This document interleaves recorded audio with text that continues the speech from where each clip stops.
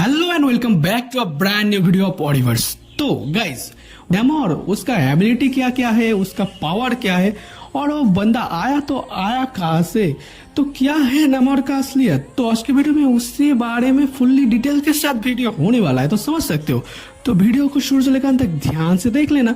और गाइस, मैं पहले डिस्क्लेमर बता देता हूँ कि ये सारे के सारे जो ज्ञान मैं पेलूंगा नेमोर के बारे में, ये सारे के सारे होने वाले कॉमिक बुक के। लेकिन एक बात और भी मेंशन करना चाहूंगा कि ये जो ज्ञान मैं नेमोर के बारे में कॉमिक से पेलूंगा, ये टोटल कॉमिक से नहीं पेलूंगा। थोड़ा सा जो ओरिजिनली सब जगह सेम है, मतलब पावर्स वगैरह और जो सिमिलरिटी है वो पेलूंगा, क्योंकि बंदा कॉमिक में कई हद तक क्या ही बोले, बहुत सारे जगह पे कॉमिक में बहुत कुछ रह चुका है। जैसे कि नेमोर एक टाइम था जब वो एवेंजर का टीम मेंबर भी रह चुका है। और तो और गाइस, क्या ही बोले, ये सीक्रेट इन्वेंशन के वक्त पे इल्यूमिनेटी ग्रुप्स में भी रह चुका है, समझ सकते हो।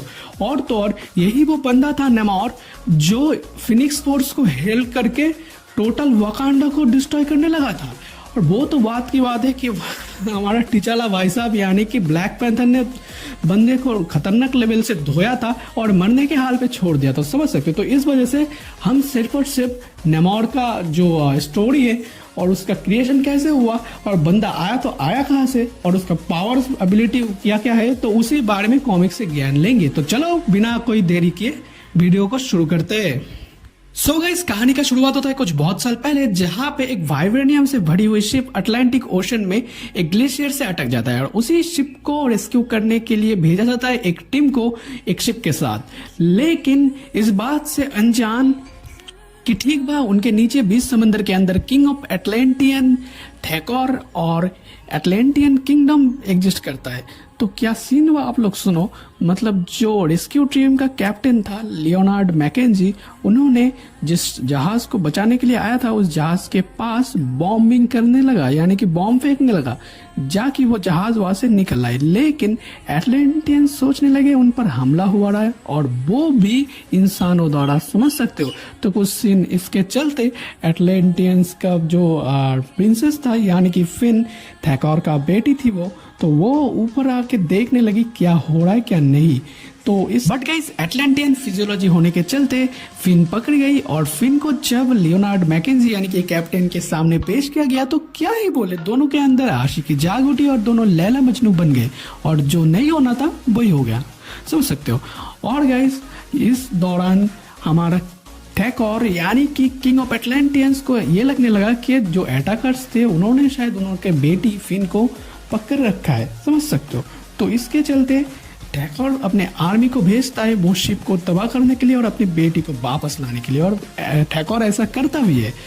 बट गाइस, इसके चलते लियोनार्ड मैकेंजी और शिप के जितने भी सारे लोग थे वो सारे के सारे मारे जाते थेकोर के आर्मी के हाथों, समझ सकते हो।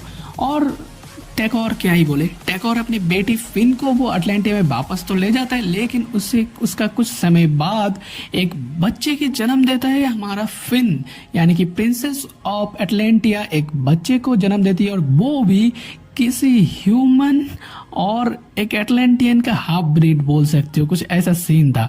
तो इसी के चलते एटलांटियन फिजियोलॉजी कुछ ऐसा सीन था कि उन लोगों का स्किन जो था वो ब्लू था। लेकिन ये जो बच्चा जन्मा, इसका नाम पड़ा नेमोर, क्योंकि भाई ये एक एवेंजिंग सन था और ये एक हाफ एटलांटियन और हाफ ह्यूमन के ब्रीड था। तो इसके चलते उसका स्किन ना थोड़ा ह्यूमन टाइप का था। और एक ताज्जुब वाली बात थी कि ये जो हमारा नेमोर बंदा था, इसके पैर में छोटे छोटे 2 पंख लग गए, समझ सकते हो। तो ये उसका जन्म से ही था। सो गाइस, कुछ ऐसे ही जन्म लिया था king of एटलांटियन and king of ocean the नेमोर। तो अभी बात कर लेते हैं किंग ऑफ ओशन यानी कि नेमोर के पावर्स के बारे में। तो देखो गाइस, जो नेमोर है बाकी सुपर हीरोज की तरह इसके पास भी super human strength, super speed और ड्यूरेबिलिटी और स्टेमिना एंड एजिलिटी तो है ही। इसके साथ साथ नेमोर को खास बनाता है उसका एक्वाटिक टेलीपैथी। तो ये जो एक्वाटिक टेलीपैथी ये क्या चीज है ये समझ लो पहले। तो इससे नेमोर पूरा एटलांटिक ओशन यानी कि समंदर के जितने भी सारे प्राणी है उनसे बात करता है, उनको समझता है और उनको ऑर्डर भी करता है।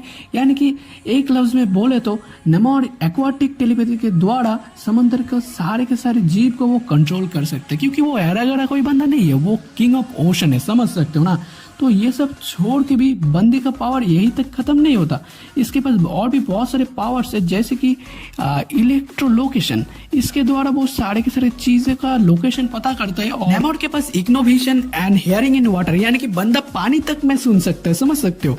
और तो और नेमोर को जो चीज सबसे ज्यादा खास बनाती है और बाकी एटलांटियन से अलग बनाता है वो है उसका पैरों में लगी वो छोटे छोटे पंख। यार पंखों के साइज से धोखा मत खा जाना, क्योंकि गाइज ये जो पंख है नेमोर के पैर में छोटे छोटे, वो एक फाइटर जेट तक का स्पीड को मैच कर देता है, क्योंकि ये बंदा लिटरली किसी भी फाइटर जेट को भी हरा सकता है अपने छोटे छोटे पंखों के द्वारा। तो धोखा मत खाना। Discuss about the vital topic, क्या है बंदा नेमोर कोई विलन है या फिर कोई हीरो या तो फिर कोई एंटी हीरो, तो क्या है ये? तो देखो नेमोर का हिसाब सीधा सीधा है, बंदा जब तक कोई भी नेमोर को उंगली ना करे नेमोर तब तक शांत है, समझ सकते हो। अगर किसी ने गलती से भी नेमोर को उंगली कर दी तो बंदा 2 मिनट नहीं लेगा उसे मारने को।